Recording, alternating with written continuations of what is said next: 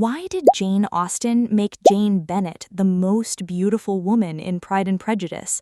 At first, it might seem like Jane is simply meant to be the sweet, pretty older sister, but her beauty is far more important than that.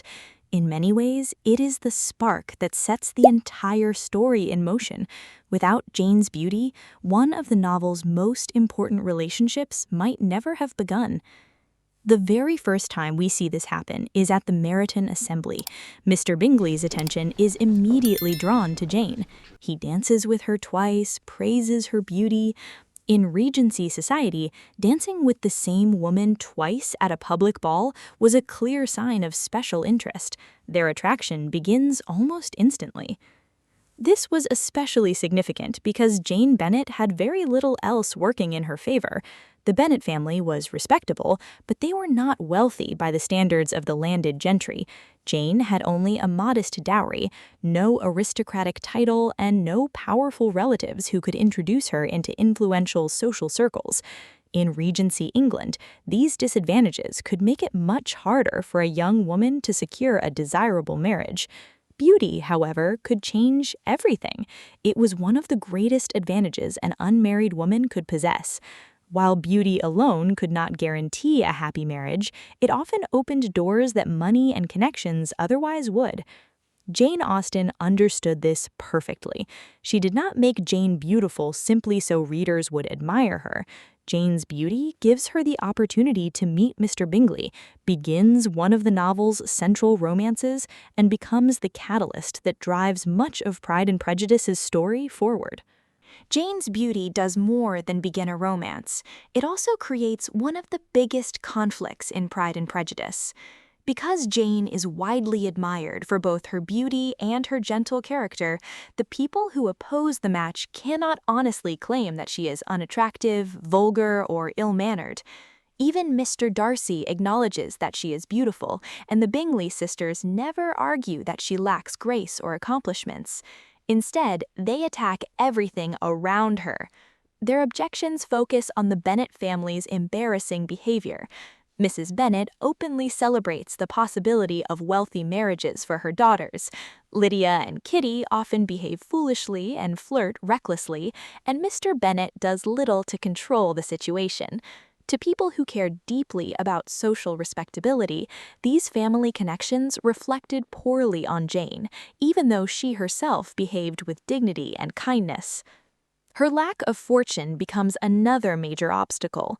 Darcy and the Bingley sisters believe that Bingley, as a rich gentleman, should marry into a family with greater wealth, stronger connections, and a higher social standing. Ironically, Jane's beauty makes this conflict even stronger. If she had been less attractive or less accomplished, her opponents could have dismissed her for obvious personal flaws, but they cannot, and that leaves them with only one argument: her family and her circumstances.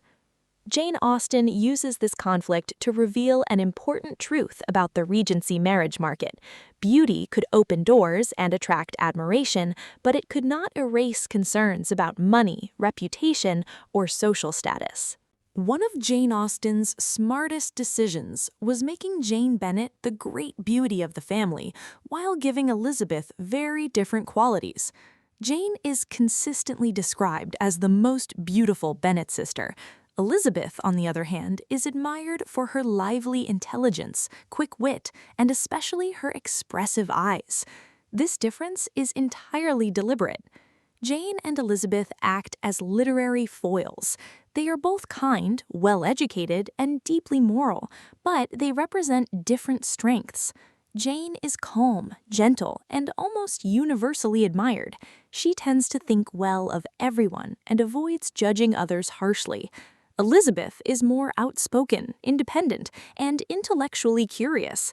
She questions people, challenges assumptions, and is willing to laugh at the absurdities of the world around her. By placing these sisters side by side, Jane Austen allows readers to compare two different kinds of admirable women. This distinction also serves an important purpose in Elizabeth's love story. Imagine if Elizabeth had been described as the most beautiful woman in the novel. Many readers could easily conclude that Mr. Darcy fell in love with her primarily because of her appearance. That would make their relationship far less meaningful and far less unique. Instead, Austen carefully separates physical beauty from the qualities that truly sustain a relationship. Jane receives extraordinary beauty, while Elizabeth receives the sharp mind, confidence, and emotional growth that gradually earn Darcy's admiration.